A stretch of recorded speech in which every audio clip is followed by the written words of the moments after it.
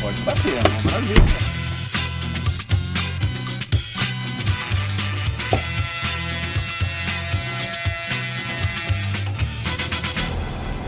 Há quanto tempo o senhor não anda Nova Brasília?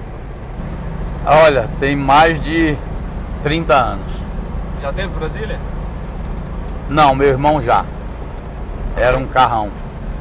Não, ainda é um... Ainda é um carrão, né? Ainda é. Eu não fabrica mais, mas... Mas eu, como gosto de carro antigo, eu tenho um Puma maravilhoso, eu tenho um Fusca, eu tenho um MP Laffer e tenho um Jeep. Quem sabe eu não acho uma Brasília, né, para comprar para... De repente. E qual a sua relação com Brasília, com a cidade? É de amor, de gratidão. Cheguei aqui muito criança, vi essa cidade nascer e crescer. Eu cheguei aqui muito criança, né, e me recordo que quando o nosso grupo se juntava, nossa turma, a nossa grande aventura era ir até o Clube do Congresso, aquela sede Campreste. Final do Lago Norte lá. Exatamente. E a outra segunda aventura era dar a volta ao lago, que a gente tinha aquelas Max Pux, né? Então a gente era da turma de moto de Brasília. Então eu vi essa cidade crescer, eu vi essa cidade nascer praticamente. Dessa Brasília que o senhor lembra, de criança, adolescente, o que é que o senhor sente mais falta? Principalmente da segurança. Quando a frase que a gente guarda é quando a gente dizia assim: mãe, vou brincar embaixo do prédio. Pai, estou brincando na rua. Você ficava despreocupado. E vai lembrar que é uma época sem celular. Exatamente, né? Então, isso hoje faz falta para a nossa juventude. Os adolescentes de Brasília, infelizmente, não podem hoje andar com equipamento mais propício da idade da tecnologia de hoje, que é um telefone celular, e corre o risco de ser, não é assaltado, é assassinado mesmo. Então, já que a gente está falando de violência, vamos começar a falar de proposta. Qual a solução? Primeiro, nós temos que recompletar os quadros que hoje estão muito defasados, mas é muito. De todas as polícias? De todas as polícias. Você vê, a Polícia Civil tem 15 delegacias fechadas. 15! Ora, isso quer dizer o seguinte, aí é onde vem a manobra e a manipulação do atual governador. 15 delegacias fechadas, as ocorrências não são registradas. Se a ocorrência não é registrada, isso implica na estatística, numa diminuição daquele crime. E aí o cara vende isso como se tivesse combatido a violência e diminuído a violência. Mentira! A Polícia Militar em 2010 tinha 17 mil homens, em 2018 tem 11.300 homens, ou seja, nós estamos totalmente defasados. Nós precisamos fazer com que esses quadros sejam recompletados para a gente iniciar o trabalho de rua, que é o que a polícia quer, é o que a população quer, e aí combater com maior eficiência. E é claro que eu vou criar também a segurança inteligente. Hoje você não pode falar de segurança pública se você não tiver como um grande auxiliar as câmaras de monitoramento em todo o Distrito Federal para permitir que a polícia identifique e prenda aqueles que estão em atitude suspeita. Muita gente pede a volta das duplas, né? Do Cosme e Damião, do policiamento extensivo, das... Veja bem, os postos policiais é uma boa ideia, só que fizeram de maneira equivocada. Quando você coloca 2 homens apenas num posto policial, quando o efetivo mínimo para poder ter um policiamento, vamos dizer assim, eficiente, teria que ser no mínimo 15 homens. Num posto? Num posto. E aí vem a grande novidade que nós queremos implantar. Um posto desse, cada posto desse com um drone. Imagina você estar lá no posto, vou fazer uma ronda.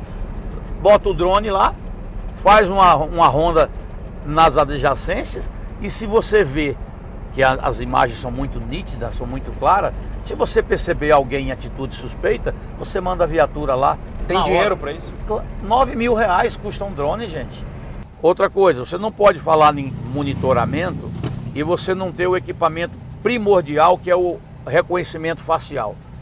Aquele equipamento que existe nos aeroportos, que qualquer pessoa é identificada na hora né? Você botar a câmera, e aí, amigo, bom? Você botar a câmera e não ter o reconhecimento facial, né, não adianta nada. Mas, por exemplo, para isso, não só a questão da verba que é necessária, é preciso uma governabilidade, uma autorização. A gente está passando do lado aqui da Câmara Legislativa. É possível que isso aconteça? Não tenho dúvida, é a coisa mais fácil do mundo. Você tem que ter a governança, ela tem que ter, para ter governabilidade, ela tem que ter o apoio do nosso da Câmara Distrital, que é aqueles que fazem realmente os projetos serem aprovados para que a gente possa fazer um governo de respeito. Deixa eu abrir um parêntese aqui. Isso é comum? É. Você também ficou... Eu fico satisfeito. Se eu fosse um mau político, as pessoas me cumprimentavam dessa forma? Acredito que não, né? O senhor foi denunciado de um áudio em relação quando o senhor era secretário de mobilidade, que não se chamava Isso. Secretaria de Mobilidade à época, Transporte. né? Era Secretaria de Transporte. E aí, o que é que deu? Bom, Como primeiro, se o senhor como se o senhor estivesse cobrando, só para esclarecer, cobrando Claro. um valor de uma propina que o seu assessor estava recebendo mais do que o senhor e o senhor queria receber mais. não é bem isso que diz lá as gravações. Primeiro, que fique muito claro que quem fez a gravação fui eu. Eu jamais iria produzir provas contra mim, só se eu fosse um idiota, um estúpido. Coisas do Ministério Público e coisas da mídia. Quando eu recebi a denúncia que nós estávamos, que aquelas cooperativas estavam sendo extorquidas, o que é que eu fiz? Eu chamei o cara e gravei o cara. Gravei o cara e ele me disse. Quando ele me fez a confissão, eu chamei imediatamente os outros presidentes da cooperativa para confirmar essa história.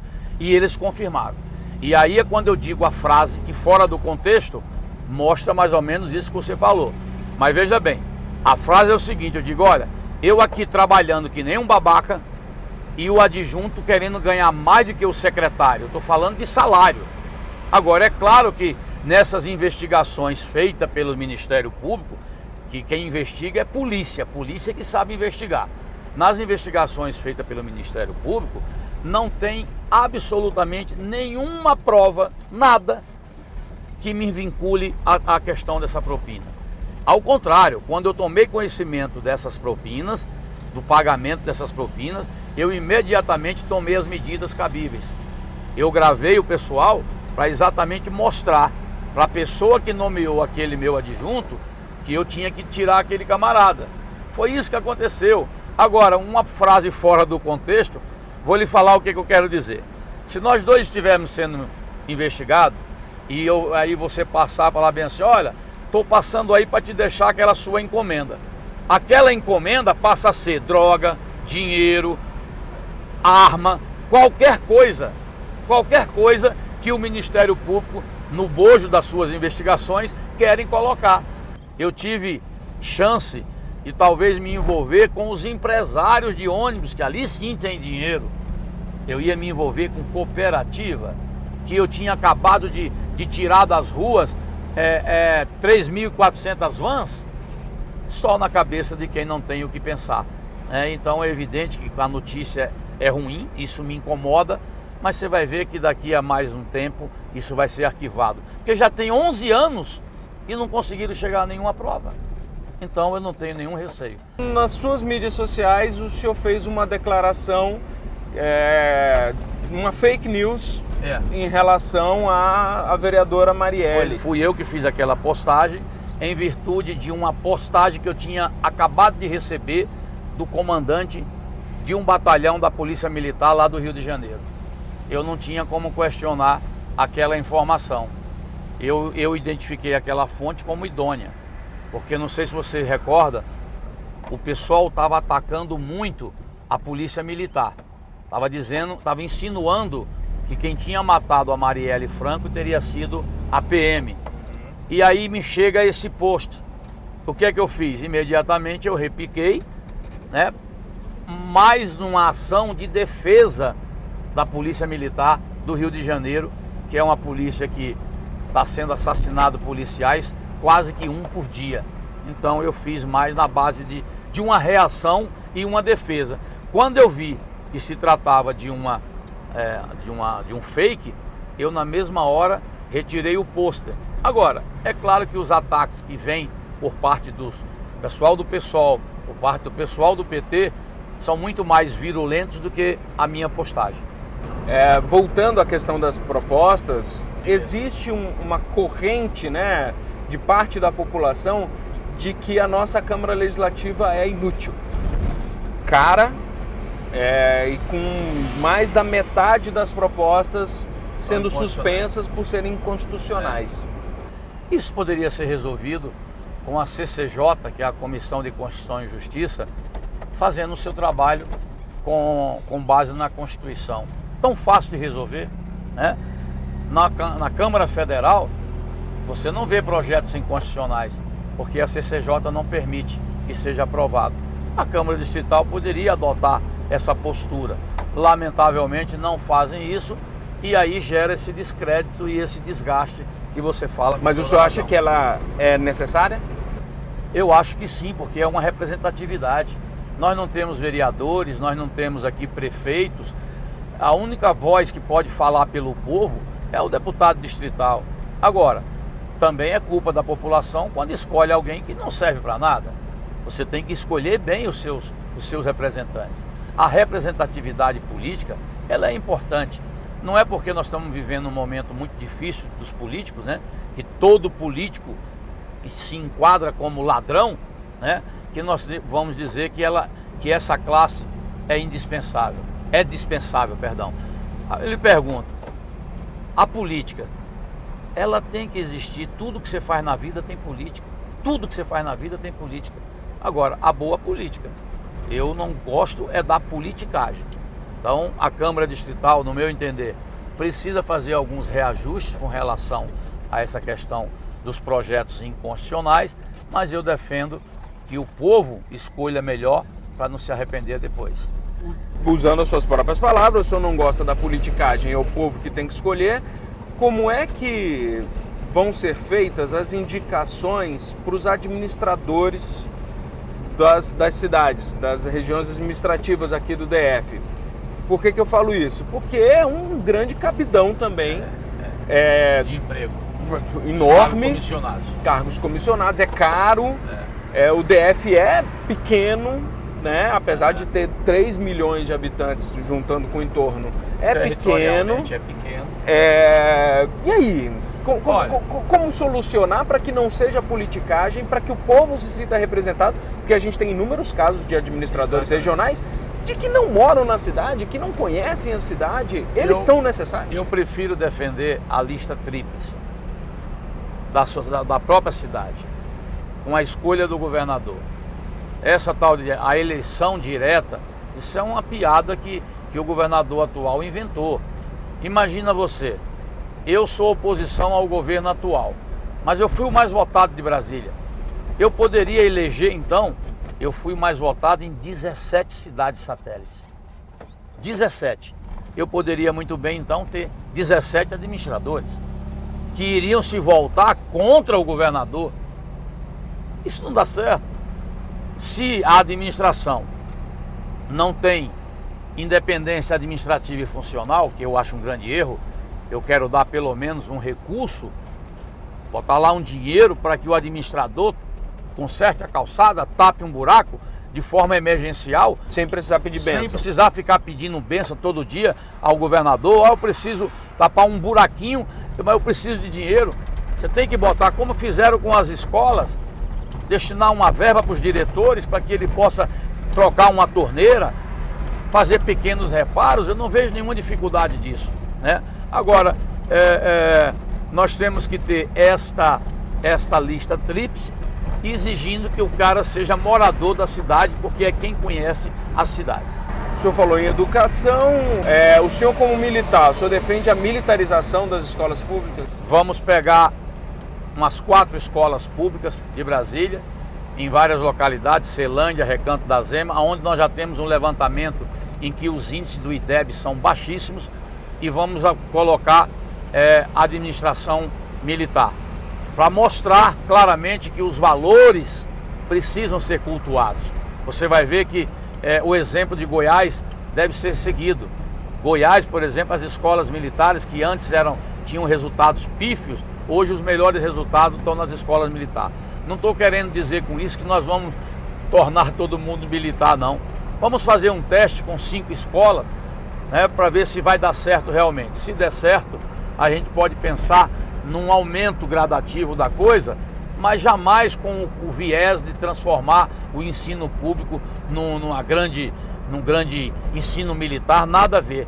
Nós só queremos mostrar que a administração militar, ela é muito influente, ela é muito mais eficaz do que muitas civis aí. Só isso, mas nós não queremos militarizar de forma nenhuma a rede pública. Vamos só fazer um teste. O senhor está há quantos anos na vida pública? Eu estou 20 anos como deputado federal. 20 anos como deputado federal. Isso. E é sua primeira candidatura a governador? A primeira. E a minha pergunta é, o senhor se sente pronto para dirigir Brasília? Totalmente, por conhecer a cidade, por já ter sido um secretário de Estado com muitas obras realizadas. Acabamos de passar por uma EPTG, né? A EPIA, que fui eu também que fiz. Então eu tenho realmente o que mostrar, muita coisa. Como o senhor falou que se sente pronto para dirigir Brasília, passa para cá. Agora.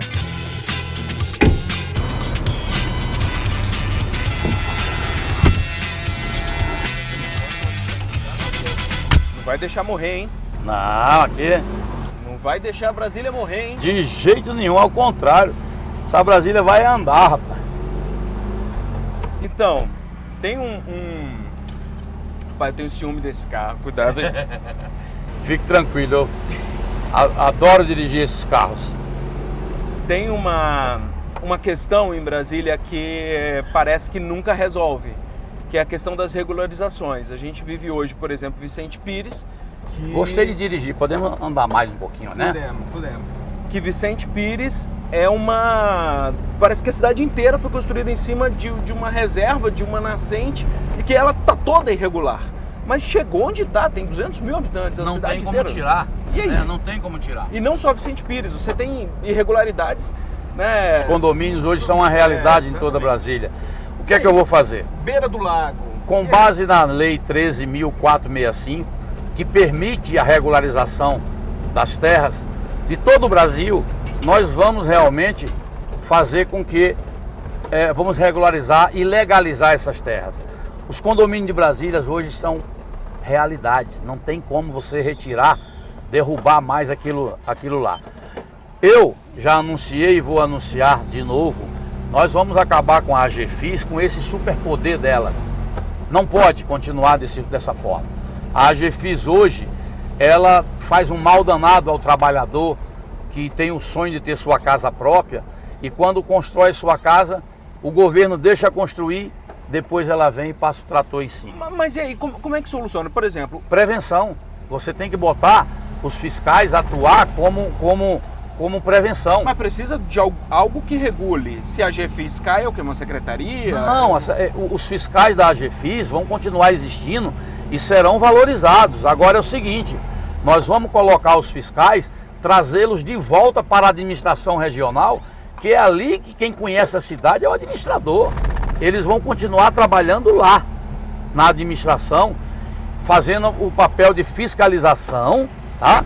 E você pega a outra metade dos fiscais para expedir alvará. Você sabe quanto tempo se dura para tirar um alvará? 2 anos para tirar um alvará de funcionamento. Isso é vergonhoso. 200 anos no caso de museus. Olha a Brasília pegando fogo. Então, tudo é fácil de fazer. Nós temos como realizar essa questão. Tem que ter coragem. O governador, rapaz, tem que acordar cedo para trabalhar. O governador tem que ir nas obras, tem que fiscalizar. Quando eu construí a IPTG, de 15 em 15 dias, eu fazia um encontro com as empresas, né? E eu queria ver o cronograma das obras, quanto já tinha gasto, se estava avançado ou não, para a gente poder dar opinião. Aqui não. Você não vê isso acontecendo. Mas, por exemplo, você falou de fiscalização, falando da GFIS. A GFIS não só a questão das regularização dos lotes, enfim, das casas. Por exemplo, tem o plano diretor de Brasília que proíbe as grades em prédios públicos. No entanto, a gente tem grades... Do Cruzeiro. Não só no Cruzeiro, a gente tem grade em volta do STF. É uma grade móvel. Móvel, mas tá ali há 4 anos. A grade em volta do Planalto, grade em volta do Buriti. Tem gente que põe grade em volta de um bloco numa superquadra. Tem a questão da lei do silêncio, que é a GFIS que fiscaliza. E aí, como é que faz? Essa questão da grade que atrapalha o turismo essencialmente, por exemplo. Quero dizer a você que nós vamos continuar com a nossa fiscalização. Não tenha dúvida disso. Vai continuar. Ué, Brasília está fechada? É por ali, ó. Tem que dar a volta. Então, veja que a necessidade da segurança impõe certas medidas que realmente contrariam algumas legislações. Nós temos que pensar o que é que nós vamos fazer com relação a isso. Agora, o caso do Cruzeiro, por exemplo, que é o caso mais grave, nós precisamos discutir essa questão. Vale a pena você retirar as grades por uma questão porque está na lei que não pode e você ter o aumento da violência numa cidade que já está explodindo em violência? Mas o senhor falou em prevenção, não seria o caso de aumentar o policiamento para que não precise da grade? Mas eu tenho anunciado exatamente isso. Você sabe qual é o déficit da Polícia Militar hoje? A Polícia Militar hoje que tinha, antigamente tinha, em 2010, nós tínhamos 17 mil policiais, hoje nós temos 11.300. 11.300. Mas, por exemplo, nos casos que não envolve a segurança pública, vamos dar mais uma voltinha, que não envolve segurança pública, que é, por exemplo, as grades em volta do STF, em volta do Planalto, em volta do Buriti. Lá foi pedido do ministro, foi pedido do governador. Mas e aí, pode? Se é uma grade imóvel, não tem nada dizendo que não pode.